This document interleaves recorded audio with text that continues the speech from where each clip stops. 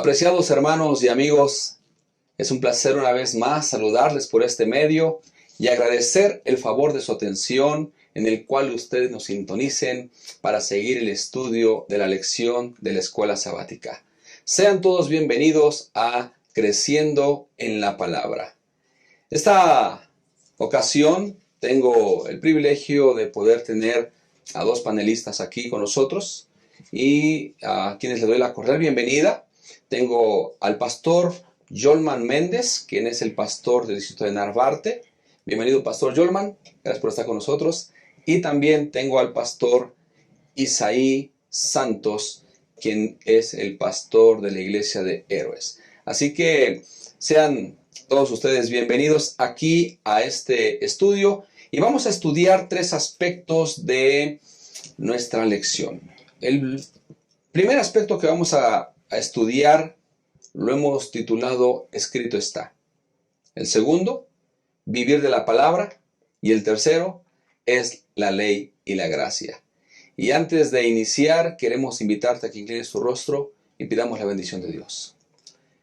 Padre amado, pedimos dirección y sabiduría para este estudio. Bendice cada hogar, Señor, que está ahora sintonizando este programa y permite que podamos crecer juntos en Cristo. Quédate con nosotros, con cada familia también reunida en sus hogares. Lo pedimos en el amor de Jesús. Amén. No te vayas, regresamos en un momento.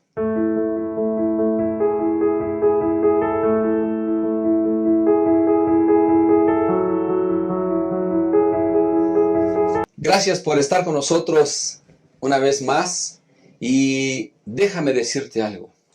Un nativo en las regiones de la América del Norte se encontraba haciendo un camino sobre la nieve y además hacía otras cosas con unas ramas. Y pasó un nativo de ese lugar y le preguntó, ¿qué estás haciendo? Y le dijo, estoy poniendo una trampa para conejos. Y entonces este amigo le dijo, ¿y dónde está la trampa? A lo que el otro personaje contestó, sonriente, y dijo, mira, la trampa la voy a poner hasta dentro de 2 semanas. Primero voy a arreglar todo el caminito. Y esta noche los conejos van a venir con miedo, pero se van a ir acercando poco a poco. Al día siguiente vendrán con más confianza y podrán llegar más allá del camino. Y a la tercera noche, ellos llegarán hasta el punto central donde yo pondré la trampa. Así que yo los voy a agarrar, los voy a atrapar y voy a comer conejo. Este amigo contestó, ahora entiendo, estás usando la misma táctica que Satanás usa con los cristianos. Primero los atrae a algo que les da la impresión que no es malo ni bueno. Y cuando adquieren confianza, él los ataca y los destruye. Vamos a analizar nuestro primer aspecto. Escrito está. Y Pastor Yolman, bienvenido una vez más aquí a Creciendo en la Palabra. Y quiero preguntarte, Pastor, acorde al estudio de la lección que hemos estudiado, lección número 12, ¿por qué Jesús usaba el escrito está? Muchas gracias, Pastor. Realmente es algo muy interesante cuando ya estamos terminando la lección y ahora nos encontramos con este aspecto de cómo el Nuevo Testamento está tan rico en citas a Deuteronomio, y Jesús justamente citó varias veces Deuteronomio. El escrito está es una frase que se repite mucho con Jesús. Usualmente Jesús decía escrito está, es decir, Jesús siempre llevaba a sus oyentes a la escritura. Y hay un ejemplo que la lección nos ayudó a ver, que está relatado en Mateo capítulo 4, los versículos 1 al 11. Un aspecto muy importante en la vida de Jesús. En el inicio, de su ministerio, después de su bautismo, llevado al desierto por el Espíritu Santo.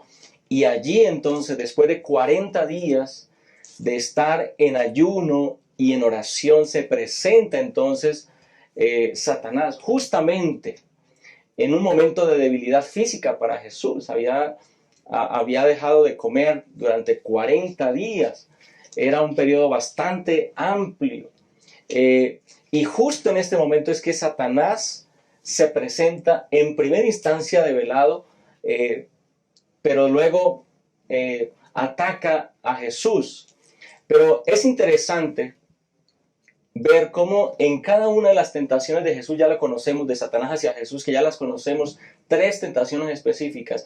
En cada caso, Jesús no se detiene a discutir con Satanás. Jesús no quiere argumentar, no discute con él, sino que Jesús simplemente le dice a Satanás, escrito está. Y ahí es donde vemos algo muy interesante, y es que en varias de esas ocasiones, o en esas 3 respuestas que Jesús le da, en el versículo 4, en el versículo 7, en el versículo 10, Jesús usa justamente el libro de Deuteronomio para repeler, con un escrito está, los ataques de Satanás. Así que en la actitud de Jesús vemos que los ataques, las insinuaciones y las tentaciones de Satanás, Jesús las repele con un escrito está. Es decir, Jesús usa el escrito está para defenderse de los ataques de Satanás. Y asimismo, Jesús confirma la validez de las Escrituras y en ellas se afianza para darle una respuesta certera a Satanás, para que no se salga con la suya, pastor. Muchas gracias. Qué importante entonces el escrito está. Y pastor Isaí, aunado a lo que el pastor Jorman comenta, a mí me llamó mucho la atención Mateo 4:4, porque realmente lo que dice ahí es, Jesús respondió, escrito está. Y me llama mucho la atención esta tentación porque el diablo llega y lo toca a ver si tenía debilidad de comer. Quiero preguntarte, pastor Isaí, en un momento cuando Jesús llega a tener alguna situación en una de las tentaciones con el diablo, sabes que el diablo también se sabe la Biblia. Y el diablo le recuerda un texto que está en el Salmo 91, versículo 11 y 12. A sus ángeles mandará. Tírate, no te va a pasar nada. Pero te pregunto, pastor Isaí, ¿por qué Satanás presenta un escrito está, pero no señala a Dios el Padre? ¿Por qué? Bueno, vemos, como usted lo ha mencionado, ahí en Mateo capítulo 4, las tentaciones. Y algo, como usted lo ha mencionado, pastor, Satanás conoce la Escritura. En otro pasaje de la Biblia dice que los demonios creen y tiemblan. Satanás conoce la Escritura, pero en este contexto vemos allí, como dice desde el versículo número 1, entonces Jesús fue llevado por el Espíritu al desierto para ser tentado por el diablo. Jesús estaba comenzando su ministerio. Había los últimos 30 años, había aprendido, estaba familiarizado con las Escrituras, había estado familiarizado con Moisés, con todos los escritos. Incluso dijo Jesús, de mí habló Moisés, porque antes de Moisés era yo. Entonces Jesús sabía la Escritura y Satanás también. Ahora, como Jesús estaba comenzando su ministerio, Él iba a ser el salvador de la humanidad. Él iba a cumplir la tarea que Adán y Eva no pudieron hacer, que era obedecer a Dios. Y es que en el contexto de lo que hemos estudiado durante todo este trimestre, la obediencia es muy importante. La obediencia es la respuesta natural de todo ser humano de acuerdo al pacto que Dios ha hecho con nosotros, que es salvarnos. Entonces vemos que aquí lo que hizo Satanás fue tratar de confundir a Cristo con 3 tentaciones. La primera es, pues convierte estas piedras en pan. ¿Qué le estaba diciendo ahí? O sea, vemos que Cristo vino a cumplir el plan de Dios. Él vino a ser obediente. Él vino a obedecer, en pocas palabras. Entonces al decir, convierte estas piedras en pan, le estaba diciendo en pocas palabras Satanás a Cristo, tú en tu divinidad, tú puedes hacer esto. Depende de ti mismo. Y si Cristo hubiese accedido, estaba haciendo lo mismo que Adán, que estaba haciendo lo mismo que Eva, desobedecer. Por eso Satanás, mi pastor dice aquí, que él vino a Cristo a cumplir el plan de salvar a la humanidad. ¿Sí? Ahora, Satanás durante muchos años, el día en el cielo, anunciaba, decía que Dios era injusto, que su ley era imposible cumplirse. Por eso, lo que hace es atacar a Jesús, diciendo, ok, depende de ti, no dependas de Dios. ¿Tienes hambre? Convierte esas piedras en pan. Ahora, cuando en la segunda tentación le dice, aviéntate, volvemos a lo mismo, si eres el Hijo de Dios, si verdaderamente eres el Hijo de Dios, entonces aviéntate que a sus ángeles mandará. Pero estamos viendo que el contexto del Salmo 91 nos dice que si obedecemos al Señor, si hacemos de Dios nuestro abrigo, de que Él nos protege, se va a cumplir esa promesa. Pero Satanás saca fuera de contexto siempre la escritura. Y el número 3, pastor, la tercera tentación, que vemos que también Satanás le dice, ok, adórame. Él se consideraba el príncipe de este mundo, y lo era. Por eso, pastor, vemos ahí que si Cristo hubiese accedido a adorar a Satanás, hubiera sido muy fácil, podemos decir, porque le dijo, te voy a dar todo, ¿no? Te voy a dar la humanidad, pero ese no era el plan. ¿Qué quiero decir con todo esto, pastor? Satanás ha sido un mentiroso durante muchos años, y lo es el padre de la mentira. Él vino a atacar a Cristo, nuestro Salvador, para que no cumpliese el plan que tenía de salvarnos a nosotros. Satanás hoy en la actualidad engaña a la gente con la misma escritura y la saca fuera de contexto. Si lo hizo con Cristo, imagínense, ¿qué es lo que no puede hacer con nosotros los seres humanos? Gracias, Pastor Isaí. Pues bueno, vemos ahí en la lección y en la Biblia que Jesús sí usa al Padre. Pastor Jorman. Así es. Sí usa, dice, pues lo vemos aquí en la Biblia claramente. Y Jesús, donde dice, escrito está, no solo de pan vive el hombre, sino de toda palabra que sale la boca de Dios. Él mencionaba al Padre siempre, ¿no? Porque era dependiente de Él. Y le dice, al Señor tu Dios adorarás. Y a Él se lo servirás. Entonces, el diablo nunca mencionaba a Dios. Pero Pastor Jorman, tomando esta parte de las Escrituras, ¿crees tú que podemos conocer las Escrituras bien, tener muchos años en la iglesia, además sabernos varios versículos, varios capítulos de memoria, dominar buenos temas con la mente ya, recordar un pasaje, pero ¿será que podemos correr el riesgo de ignorarlas? Pastor, la pregunta que haces es muy importante y quiero ir a dos vertientes. La primera tiene que ver con la comprensión teológica de la palabra de Dios. En la actualidad hay una tendencia dentro del mundo cristiano de desconocer la autoridad de las Escrituras. Seguramente hemos escuchado a alguien que dice, el Antiguo Testamento ya no vale, ya no tiene validez. Otras líneas de pensamiento dentro del cristianismo dicen que los eventos como la creación, como el diluvio, como los milagros de Jesús, eventos que fueron sobrenaturales, ellos dicen no tienen validez, son apenas unas historias o unas parábolas. ¿Qué es lo que está ocurriendo? Lo que está ocurriendo es que aún en el mundo cristiano se está invalidando la palabra de Dios. Yo he tenido oportunidad de discutir con personas o platicar en relación al tema de la palabra de Dios, y muchos, incluyendo personas que dicen ser teólogos, dicen, pastor, no cites el Antiguo Testamento porque el Antiguo Testamento prácticamente quedó invalidado en la cruz. En la cruz terminó el Antiguo Testamento. Pero qué interesante que Jesús usa justamente el Antiguo Testamento.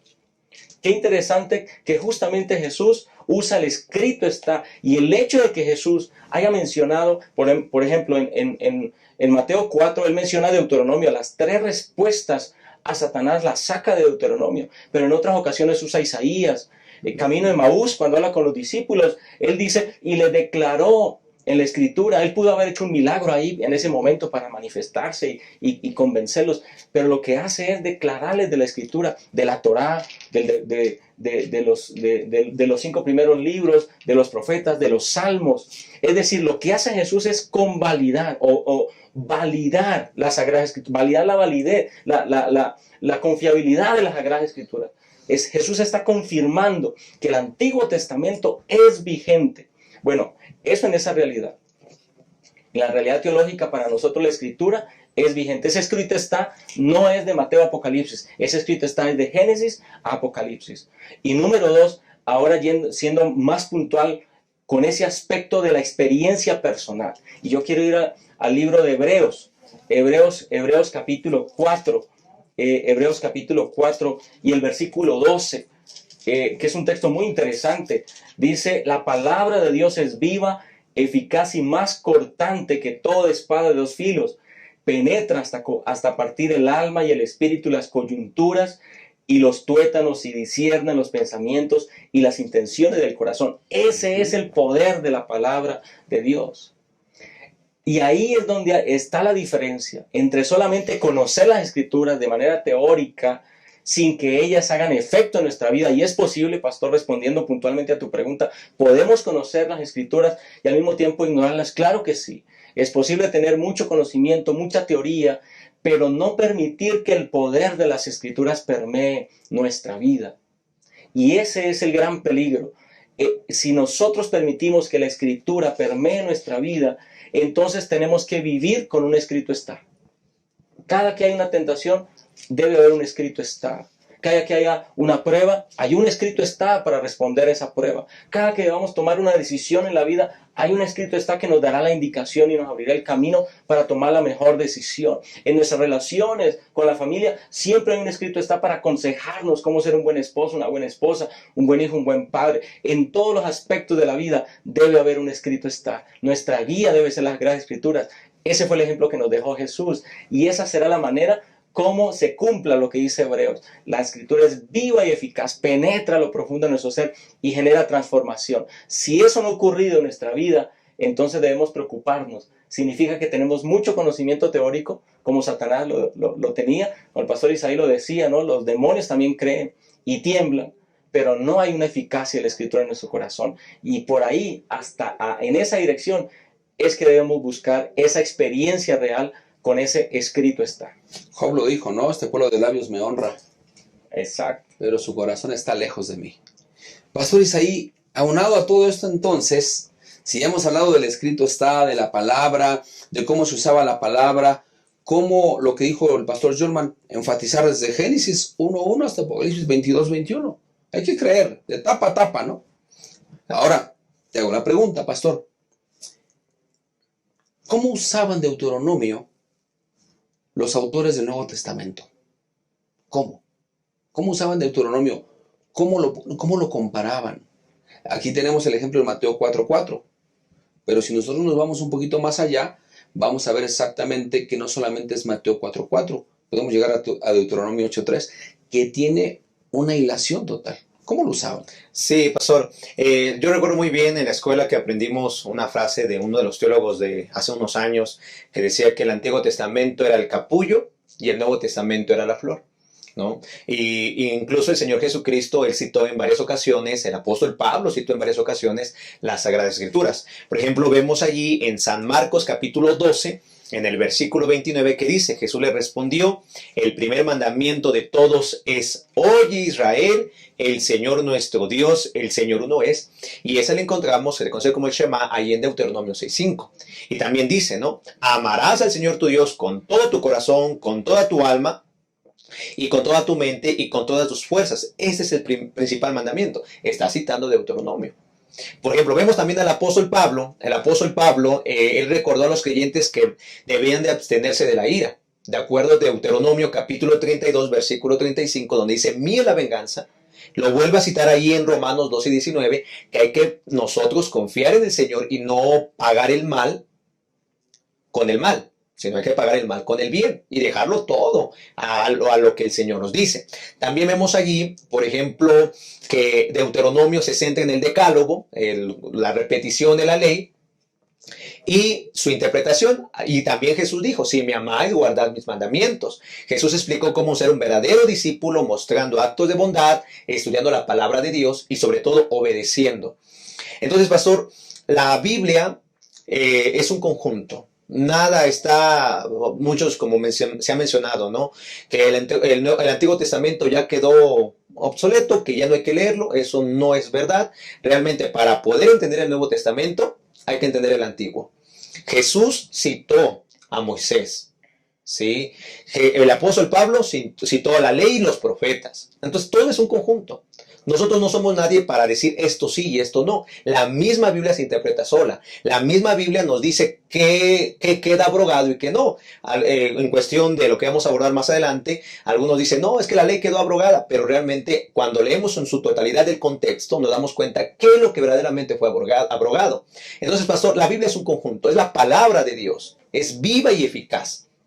Entonces, si el Señor Jesucristo la citó, nosotros también deberíamos agarrar la Biblia como es el estudio de la santa palabra de Dios para encontrar felicidad, ser obedientes y sobre todo obtener la vida eterna. Muchas gracias, Pastor Isaí. Qué importante entonces es ver que la Biblia es la palabra de Dios. Y quiero preguntarte, querido amigo que nos ves, ¿en qué tentación estás? ¿En dónde estás atrapado? ¿De qué tentación no puedes huir? La tentación no es pecado. Pecado es cuando tú cometes ya el mal. Quédate con nosotros. Regresamos en un instante para estudiar nuestro segundo aspecto.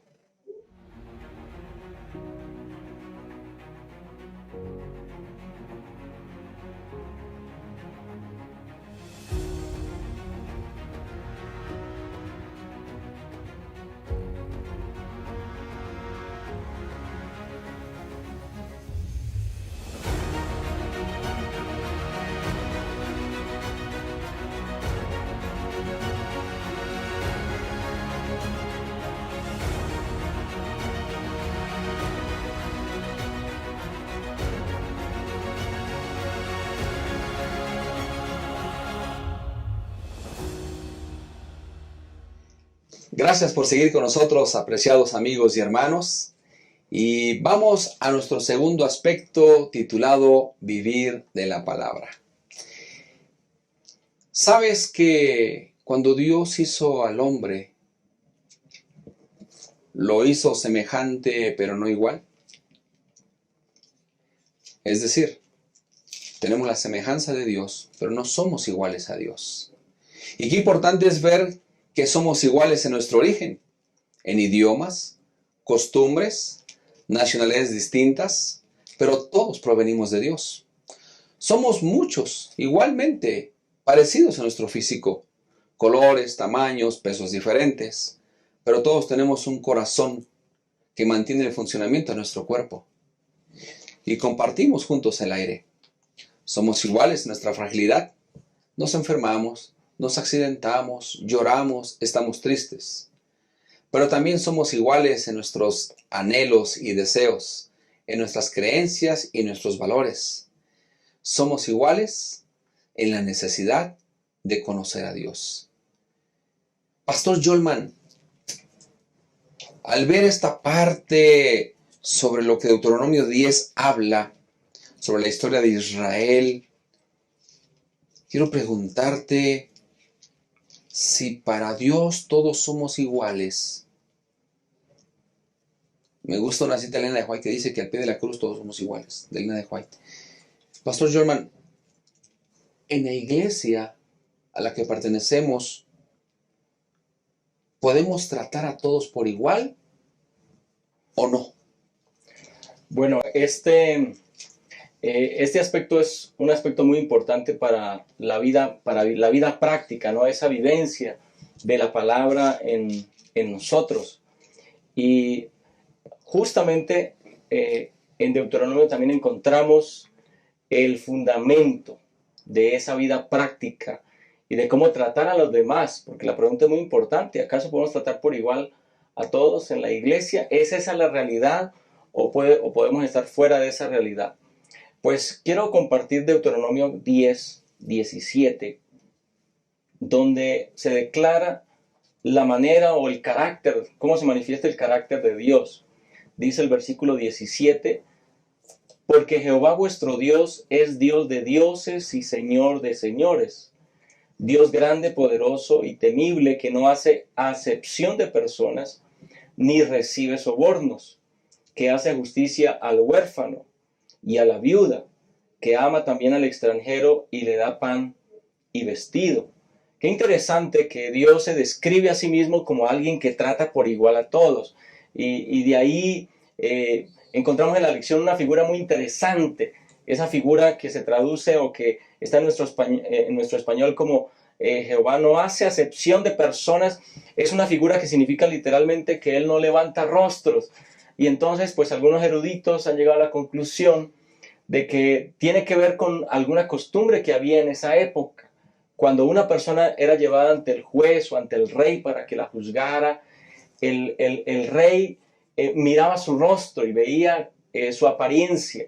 Si tenía una apariencia de tener un estatus alto, de ser una persona de pronto de la nobleza o tener dinero, entonces el rey o el juez le daba un trato preferencial. Pero si era una persona del común, tal vez una viuda, tal vez una persona muy pobre, entonces se le trataba y se le juzgaba de manera diferente.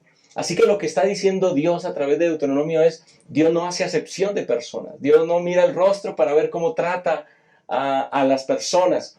Dios es un Dios justo.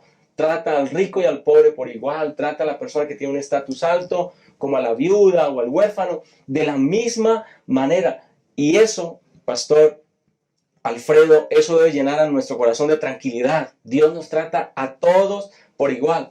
Pero de la misma manera como Dios nos trata, deberíamos nosotros tratar a los demás en la iglesia. Significa que la realidad de la iglesia debería ser esa, porque eso es justamente lo que dice el versículo 19. Después de que se describe a Dios de esa manera, ahora se hace un llamado al pueblo y le dice, amaréis pues al extranjero, porque extranjeros fuisteis en la tierra de Egipto. Es decir, vas a tener un trato por igual hacia los demás. Lo vas a tratar igual, con los mismos derechos, con el mismo amor. Les vas a dar lo mismo, les vas a ofrecer lo mismo. Eso es lo que se espera del trato que nosotros debemos tener por los demás en la iglesia. La iglesia, siguiendo el principio bíblico de Deuteronomio, deberíamos implementar el mirar a los demás por igual, sin alzar rostros, sin hacer acepción de personas. Puedo tratar igual al menesteroso si entrar al templo, ¿no? Exacto, exactamente. Como al que está sentado en la primera banca, o al que viene de traje o vestido, y si entra un menesteroso lo puedo tratar igual. Así debería ser. Exactamente, claro que sí. Gracias, Pastor Jolman. Pastor Isaí, es importante ver lo que el apóstol San Pablo dice en Romanos capítulo 2, versículo 11. Ante Dios no hay distinción de personas. Y me llama lo que dice el versículo 12, 13, 14 y 15. Dice, así todos los que pecaron sin la ley también perecerán. Y todos los que pecaron bajo la ley, por la ley serán juzgados. Porque no los oidores de la ley son justos ante Dios, sino los cumplidores de la ley serán justificados. Porque cuando los gentiles que no tienen ley hacen por naturaleza lo que es de ellos la ley, los tales, aunque no tengan la ley, ellos son ley para sí mismos. Su propia conciencia los atestigua y por sus propios pensamientos los acusan o los defienden. Te pregunto, Pastor Isaí, aunado a lo que el Pastor Lehman comentaba, si Dios es Dios, ¿por qué Dios no hace acepción de personas? Bueno, hay que entender, Pastor, que todos somos hijos de Él. Todos hemos fallado por cuando todos se han desobedecido, por cuando todos han pecado, han sido destituidos de la gloria de Dios. Igual aparece en Romanos 6:23, porque la paga del pecado es muerte, mas la dádiva de Dios es vida eterna a través de Jesucristo. El ser humano ha hecho clases, ha hecho distinción, ya sea en cuestión económica, o si tienes algunas cosas o unos privilegios, estudios, te catalogan, ¿no? Pero Dios, como Rey del universo, Él nos va a juzgar a todos por igual.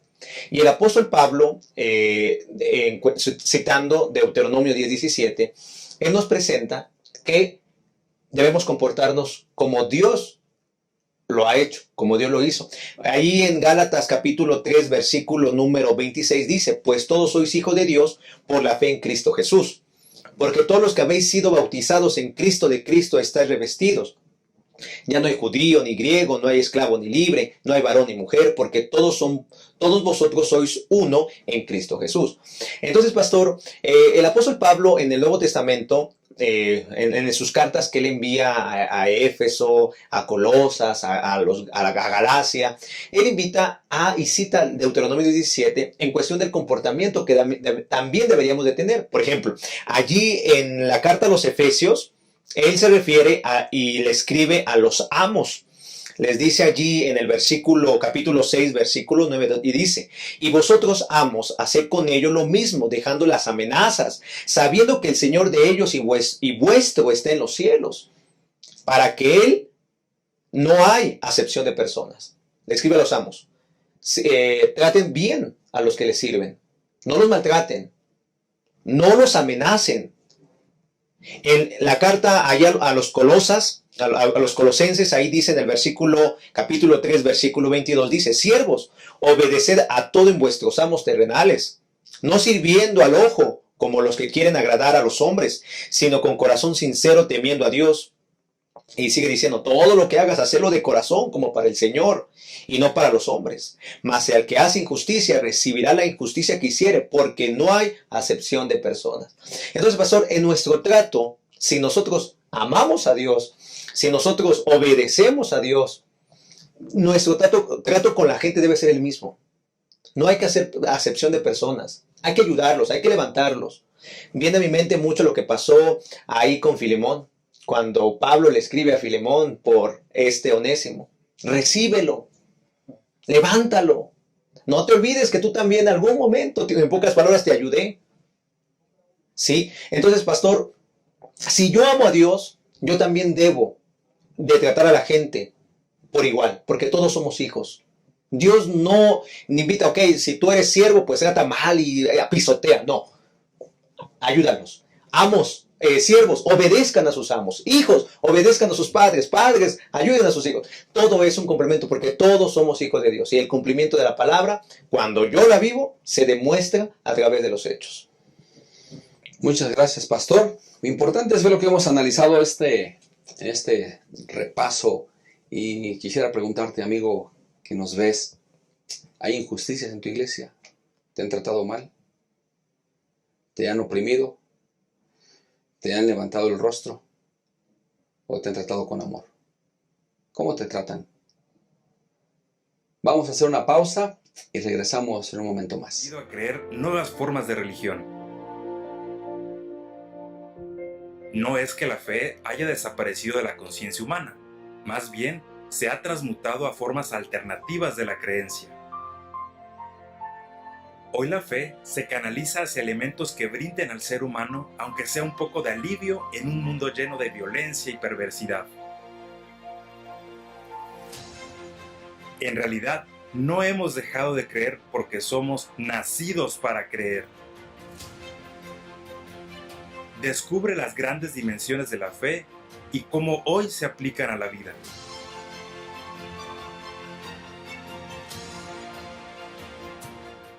Gracias, apreciados amigos, por seguir con nosotros. Hemos llegado al tercer aspecto de nuestro estudio de la escuela sabática, titulado ahora La Ley y la Gracia.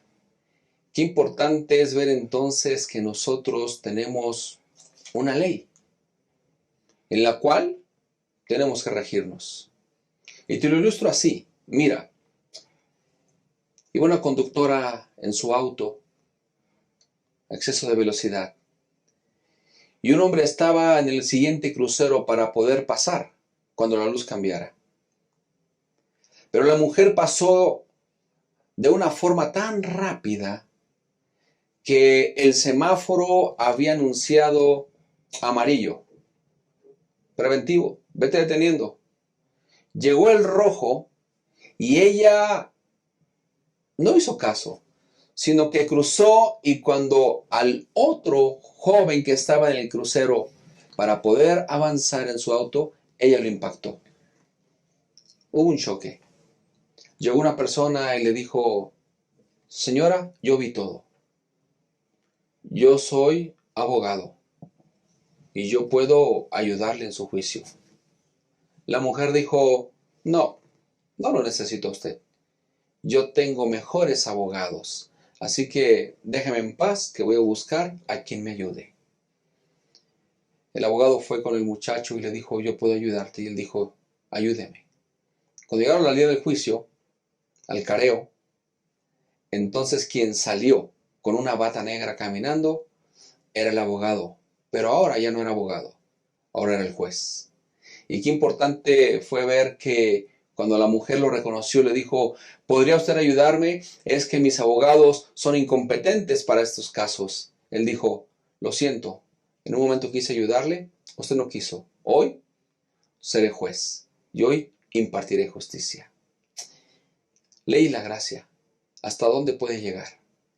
Y esta ocasión quiero preguntarle, Pastor Jorman, hablando de la ley, 10 mandamientos, había muchas leyes en el Antiguo Testamento, pero hablando de la ley específica, la ley moral, el decálogo, ¿la ley me salva? Pastor, esa pregunta es bastante profunda, y quisiera que fuéramos a Gálatas 3, el apóstol Pablo nos ayuda a entender un poco algo respecto a este aspecto de la salvación, citando justamente Deuteronomio. Lo interesante es eso, ¿no? Que el apóstol Pablo cita de Deuteronomio. Y a lo largo de los años, de las décadas, pues siempre ha habido una discusión y se ha tomado texto del apóstol Pablo, incluyendo de Gálatas 3, los versículos 1 en adelante, casi todo el capítulo, para justificar que la ley no está vigente. Pero quiero ir al versículo 10, y creo que es muy importante, hermanos, a esta altura de la lección, que entendamos muy bien este mensaje del apóstol Pablo. Versículo 10 de Gálatas 3 dice, todos los que dependen de las obras de la ley están bajo maldición, pues escrito está, maldito sea el que no permanezca en todas las cosas escritas en el libro de la ley para cumplirlas. Aquí el apóstol Pablo está enfatizando la inutilidad del ser humano pecador para tratar de salvarse a través de la ley.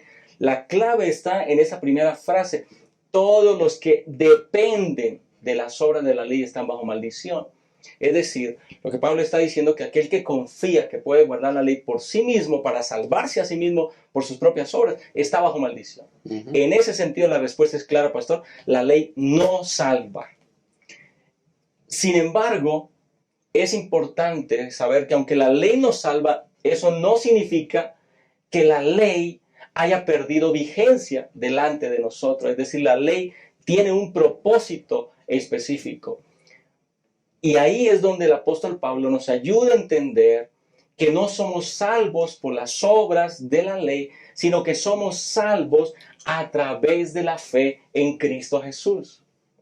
Y entonces el apóstol Pablo cita en el versículo 13 de Gálatas, cita justamente Deuteronomio, cuando dice, Cristo nos redimió de la maldición de la ley, haciéndose maldición por nosotros, pues está escrito, maldito todo el que es colgado en un madero. Y ahí está citando justamente Deuteronomio 27, 26. Lo que está diciendo es que nosotros ya estábamos condenados a muerte por causa de la ley, pero que Jesús sufrió la muerte que nosotros estábamos condenados a sufrir, la sufrió en la cruz, se hizo maldición por nosotros, es decir, cargó con toda la penalidad que la ley impone al pecador, y entonces por la fe en él nosotros tenemos acceso a la salvación.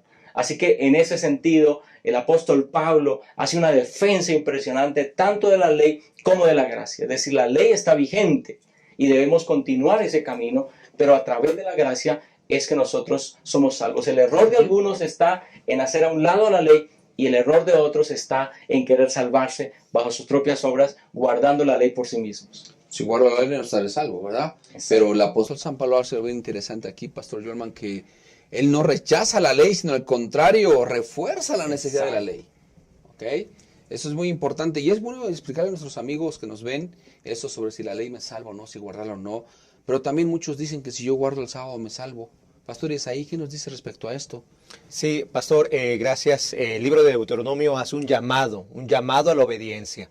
Cuando ahí en Deuteronomio leemos en el capítulo 5 que el Señor hace más bien Moisés hace una repetición de la ley, de los 10 mandamientos.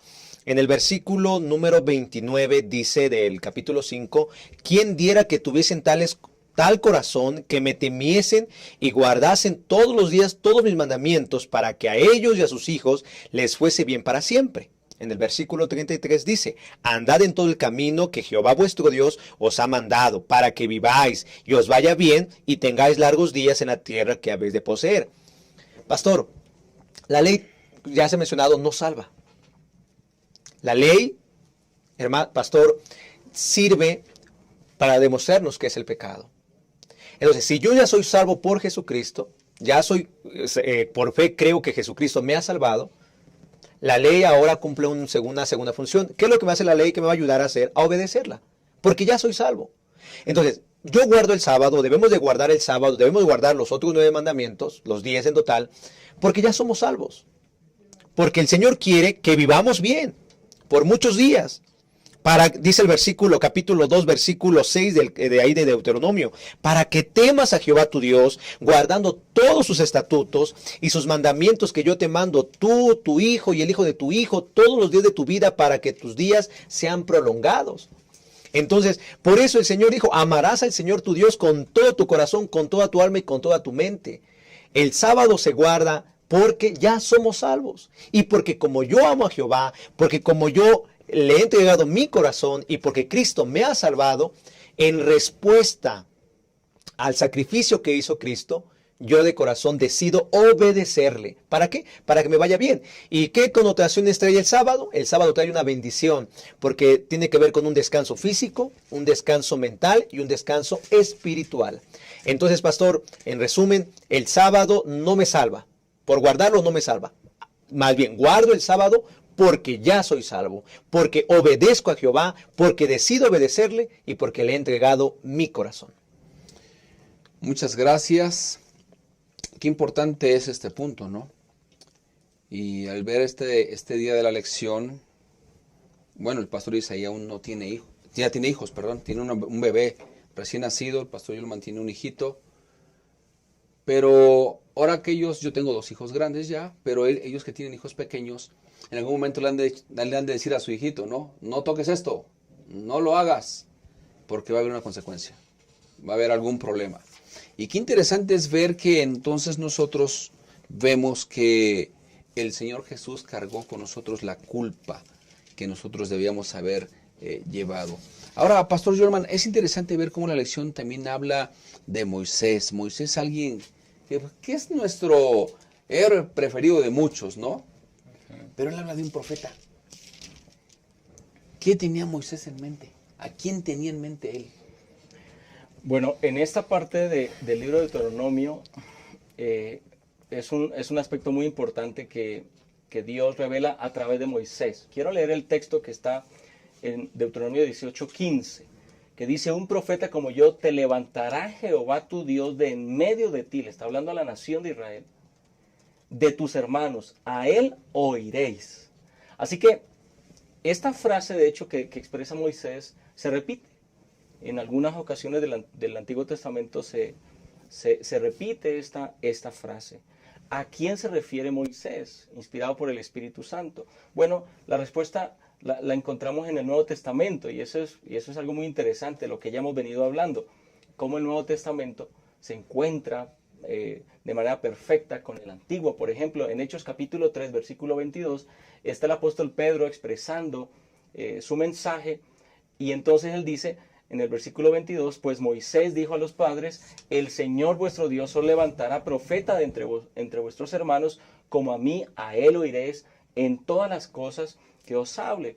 Pero también, no solamente el apóstol Pedro, sino también Esteban hace lo mismo en Hechos capítulo 6, versículo 11. Él hace el mismo anuncio. Hechos capítulo 6, permítame. Capítulo 6, versículo no, creo que estoy equivocado en el texto. A ver, déjenme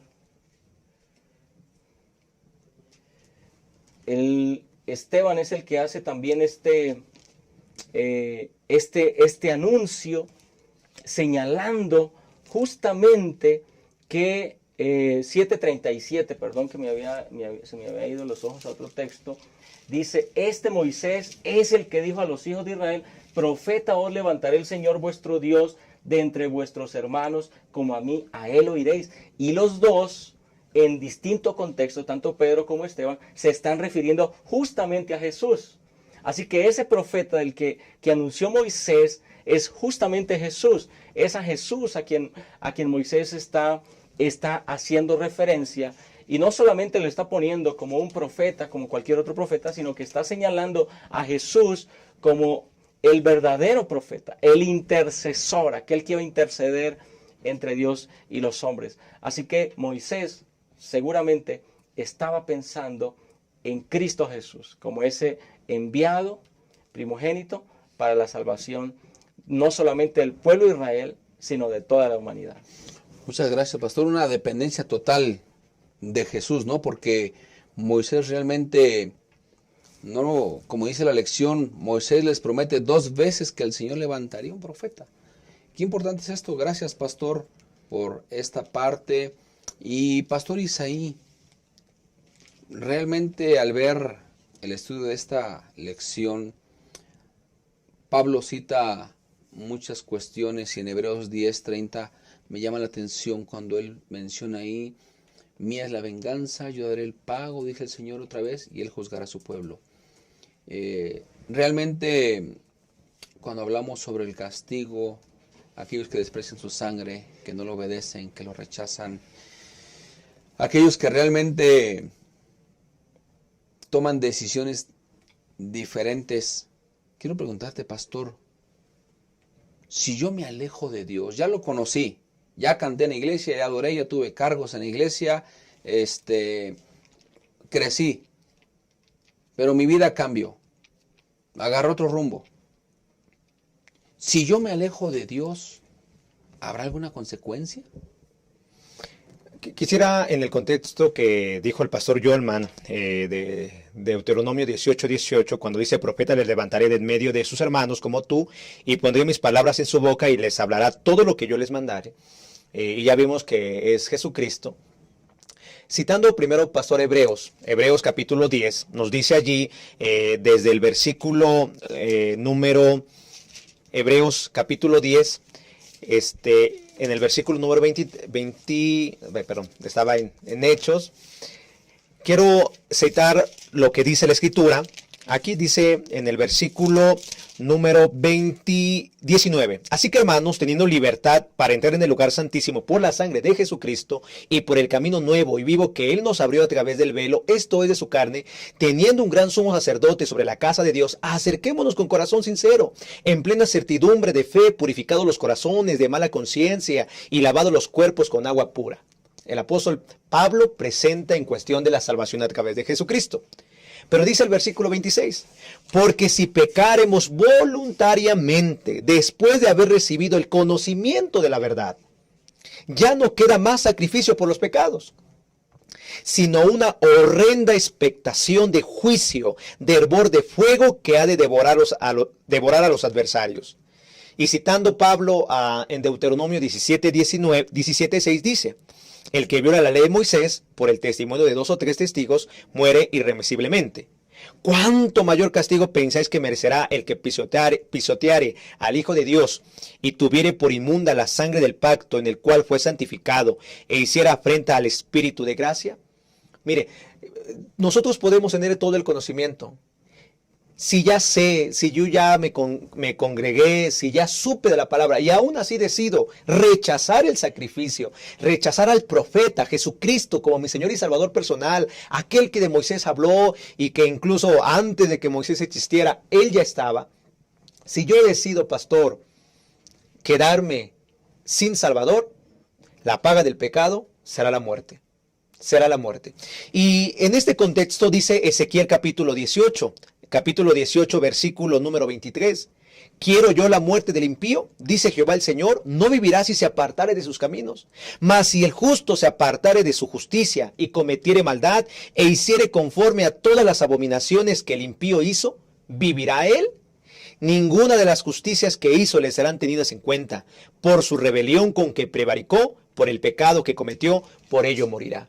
Pastor, si ya tenemos el conocimiento, Dios quiere salvarnos, pero si ya tenemos el conocimiento y aún así, como dijo el apóstol Pedro, decido volver a mi propio vómito, hay un terrible juicio, porque la paga del pecado es muerte. Horrenda cosa, dijo el apóstol Pablo, horrenda cosa es caer en manos del Dios vivo. Dios nos llama, pastor, a obedecerlo. Deuteronomio nos llama a echar mano de su palabra, a obedecerle de corazón, no apartándonos. Si yo decido apartarme, me estoy apartando de la vida y por ende me estoy acercando a la muerte y por ende voy a cosechar lo que he sembrado. Pastor, que al estudiar Deuteronomio nos lleve a una obediencia, a temer a Jehová de corazón y decidirle entregarle mi vida y no apartarme de él. Muchas gracias, Pastor Isaí. Muy amable. Y bueno, hemos recibido mucha luz, Pastor Yolman. ¿Algunas palabras finales que quiera complementar? Gracias. Yo quiero rescatar un parrafito de la lección, del martes, de Patriarcas y Profetas, página 48. Me gustó mucho. Dice así: ninguno sino Cristo podía redimir al hombre de la maldición de la ley y colocarlo otra vez en armonía con el cielo. Cristo cargaría con la culpa y la vergüenza del pecado, que era algo tan abominable a los ojos de Dios, que iba a separar al Padre de su Hijo. Aquí está Cristo. Cristo es el centro de todo. Cristo es el centro de las Escrituras. Y la lección nos invitaba a reflexionar. Si tuvieras que enfrentar el justo castigo por tu vida, por lo que has hecho en tu vida, ¿cuál crees que sería esa recompensa? Ahora piensa por un momento de todo lo que te ha librado la muerte de Jesús en la cruz y todo lo que te da a través de su gracia. Y entonces nos pregunta, ¿cuál debería ser nuestra respuesta a ese sacrificio en nuestro favor? ¿Cuál es tu respuesta? ¿Cuál es mi respuesta? Pues la escritura y la lección de esta semana nos invita a reflexionar en una entrega total a Cristo, en una vivencia total de las Escrituras y de las enseñanzas, de tal manera que correspondamos a ese amor con más amor por Cristo Jesús. Así que de mi parte la invitación, pastor, sería pues que podamos encontrar siempre a Cristo Jesús en las Escrituras y vivir como Él desea que vivamos. Muchas gracias, Pastor Yolman, por estar con nosotros en este repaso de la lección. Pastor Isaí, brevemente algunas palabras finales. Nuestra vida debería ser basada bajo un escrito está. Hemos recibido mucha luz como adventistas del séptimo día. Tenemos una luz especial, una luz que viene de la palabra, que ahí ha estado. Hermanos de corazón, avancemos en la predicación del Evangelio. Hay una luz que proclamar, hay un mensaje que decir, que hay que temer a Jehová, que hay que obedecerle, pero sobre todo que Cristo es nuestro abogado, es nuestro juez, es nuestro Salvador, y Él es quien muy pronto vendrá por nosotros. Muchas gracias, Pastor Isaí. Gracias por estar también con nosotros en este repaso de la lección. Y apreciados amigos, la Biblia es su propio intérprete. Se ha de comparar pasaje con pasaje. Hay muchas Biblias. Cada quien la atiende a como quiere. Pero la palabra de Dios no cambia. La palabra de Dios es eterna. Y mientras estudiemos tanto en el Nuevo Testamento como en el Antiguo Testamento, nosotros vamos a encontrar fuentes vivas que van a crecer de una parte interesante en el discernimiento de nuestro estudio. Por eso te invitamos a que sigas con nosotros nuestras transmisiones y que ojalá este estudio de la escuela sabática, la lección número 12, sea de bendición para ti y tu familia. Dios te bendiga. Nos vemos en la próxima ocasión. Adventista, comprometida con la misión de mi iglesia. Por la crisis me quedé sin trabajo. Necesito llevar alimento a mi casa. Prometí ser parte activa del esparcimiento del Evangelio en mi generación. Salí de la preparatoria y quiero seguir estudiando, pero no tengo recursos. Ya me jubilé. Tengo que trabajar para el Señor. Él viene pronto. Únete y sé un mensajero de esperanza.